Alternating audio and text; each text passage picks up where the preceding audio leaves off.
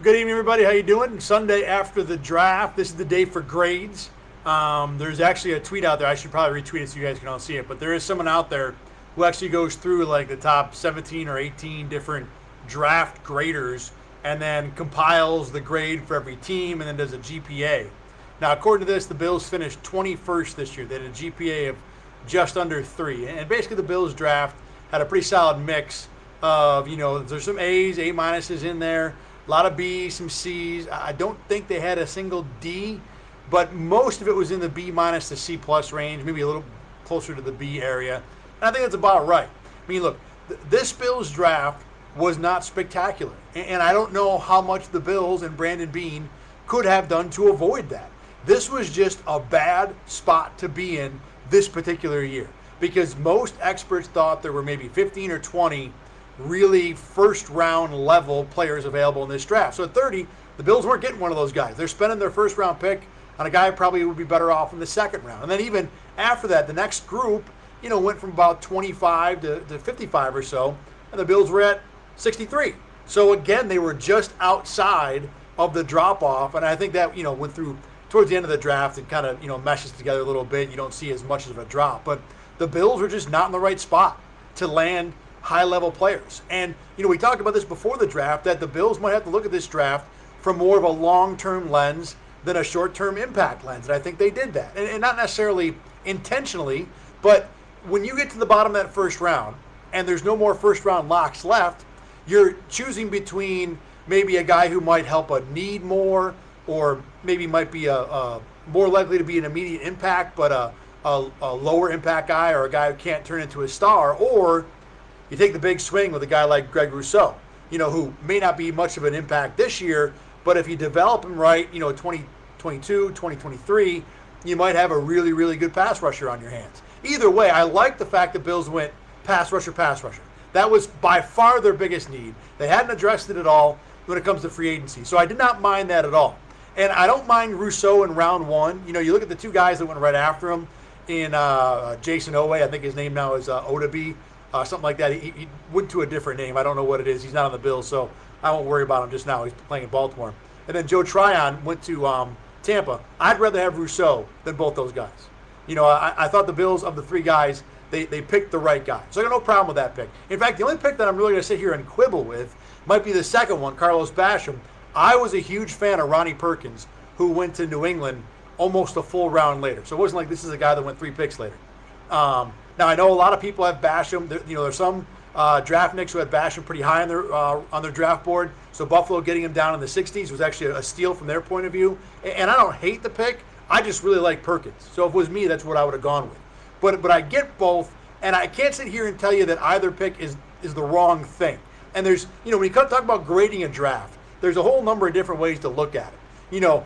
Did the Bills maximize the value of their picks based on, what we thought about the guys coming into the draft? If I ranked every draft guy who's available 1 through 300, and if the Bills picked my 20th best guy at 30, well, then that's a good pick. And, Greg Rousseau, you get a variety of opinions on him. I think for the most part, the Bills were fine. I think Carlos Basham, Boogie Basham, probably was good value. I know Spencer Long was. Most of the people I've seen today about the third-round pick, Spencer Long, is that he was probably a guy that could have or should have gone maybe 10, 15 picks earlier. So the Bills did a good job there. And then the 5th and 6th round picks, that's a mess of, special teams guys and, hopes and dart throws and things like that. In terms of those guys, though, the lower level players, Tommy Doyle, the 5th round pick, the second 6'8" offensive tackle. I like the idea of trying to take big swings there, so I don't mind that one. Marquez Stevenson is the one that I think is going to be the most fun to watch in training camp. Here's a guy that could win the job as the number 1 kick returner. He had 3 kick return touchdowns in college. Think of him as Isaiah McKenzie, but potentially faster and maybe a little bigger. And I think those two might be battling for a roster spot. Although it wouldn't stun me if McKenzie makes the team to be the jet sweep gadget guy on offense, and then Stevenson makes the team to be the return man. Not likely, but possible. Very possible. But the one thing about Stevenson, before you get too super excited about him, watching him back on film again, he's fast, but he's fast after he gets the ball. Getting open, running routes, there's not a lot of speed there, not a lot of quickness there. So that's a big concern for me. But again, when you're talking 6th round, a totally fine guy to take a swing on. So for the most part, the Bills draft, I think, went about as good as it could have gone. That said, I'd probably give it a B minus. Because if you look at the players the Bills got and the potential impact they could have, if everything works out, you're talking about players that the Bills probably get big use out of in a year and a half or two. And although there's nothing wrong with that, and I get that the Bills are building a long-term winner, sustained success, I get all that. This is the end of the window this year. After this year, the Bills got to start paying their quarterback. So the rookie quarterback window is done this year. And I thought the Bills, and this doesn't have to go specifically be about the draft, but really about the entire offseason approach.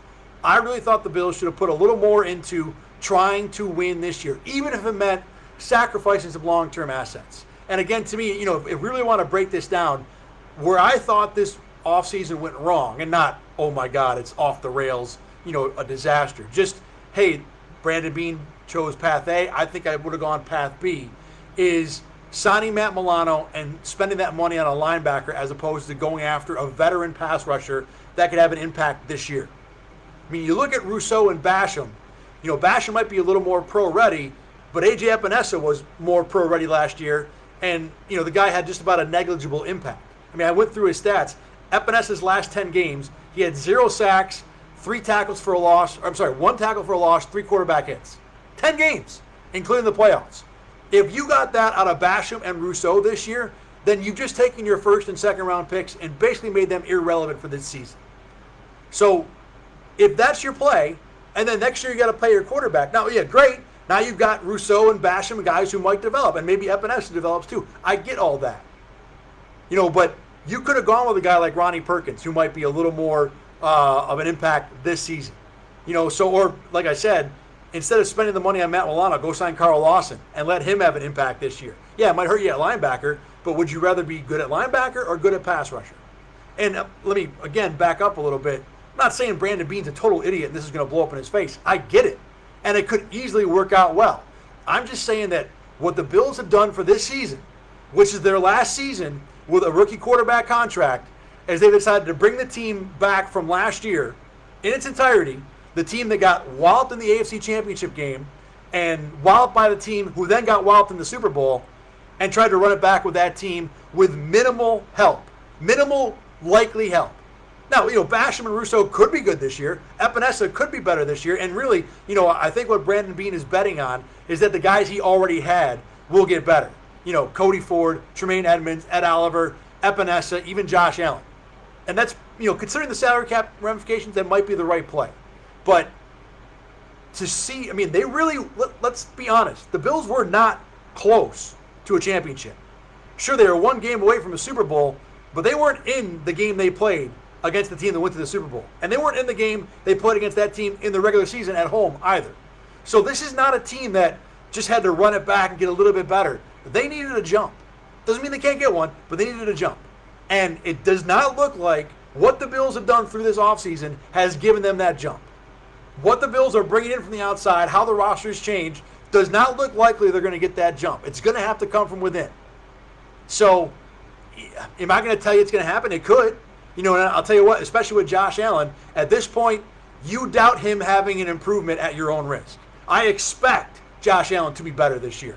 But when you're an MVP candidate and, you're at the top of almost every statistical category, how high can Josh Allen jump? There's only this much room left. Now, he could take it and he could go to the elite level, but I'm just saying, expecting the Bills to win a championship this year with what they've done this offseason does not seem like a reasonable call. What they've done in the offseason does very well set them up to be competitive year to year to year to year to year.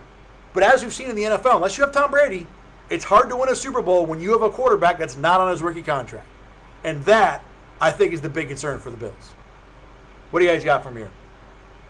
Ben Rosado, I'm okay with this draft. We have guys returning that were hurt, puts us in a great spot, still contenders. Yeah, Bills are 100% contenders. I think after the draft, and you look around the conference a little bit, Chiefs got better. And I think when you look at the Bills stayed pat. They didn't get worse. They kept all their guys. They're right where they were last year, but they're right where they were last year. The Chiefs, I thought, got better, significantly better on the offensive line. You put Joe Thuney, they drafted Creed Humphrey. They did a good job. The Browns did a great job. The Browns are very dangerous this year. I love what the Chargers did. The Colts are always good, and really it's going to depend on what they can get out of Carson Wentz. But right now, I got Chiefs up here, then the Bills, and then right below the Bills, Colts, Browns, Chargers, in whatever order you want.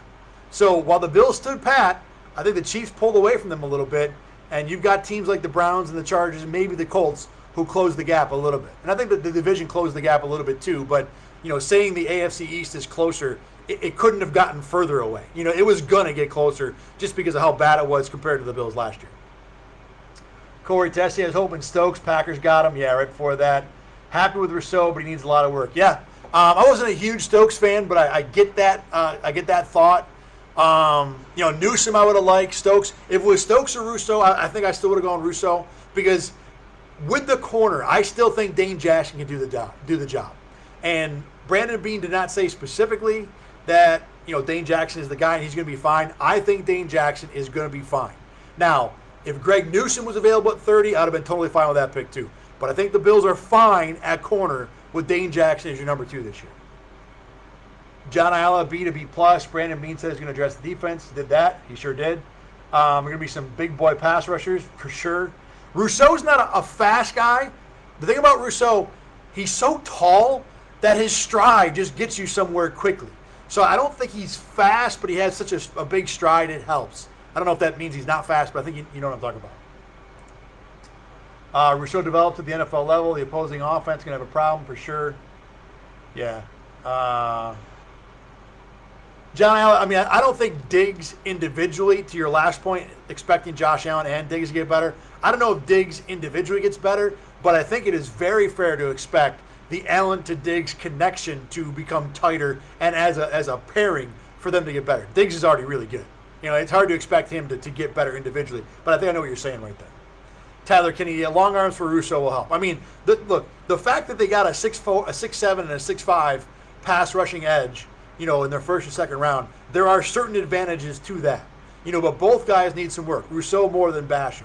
The other concern I have with that, and really this draft as a whole, look at the first 2 picks. Brandon Beane said both guys, their number 1 position is left defensive end, number 2 is inside. You almost like that to be reversed, so they fit together a little better. But I get it. Brandon Beane said Basham was number 1 on his board. That's fine. And then the next 2 picks are, again, basically the same guy. You got Deion Dawkins locked up long term. You only got 1 tackle spot open, even if we're talking down the road. Darrell Williams is going to be the starter this year. So you've taken, your first 2 picks are basically the same guy. And your next 2 picks with Spencer Brown and Tommy Doyle are basically the same guy. So, a little bit of an eyebrow raiser there. Again, the Bills can feel like they have some opportunity to go best man on the board. Both guys are tree trunks, which is good. So I get it. But, in terms of immediate help, they didn't get a lot. Jamie Moore, I think the run D can make a credible improvement. I think it can, especially considering, kind of like we talked about with the Bills versus the rest of the division. It had a long way to go. So it's not hard to improve. Just getting Star Lotulelei back will be a big difference. I know a lot of people don't love him in terms of fans, but the guy does his job as a block-eating run defender on first and second down.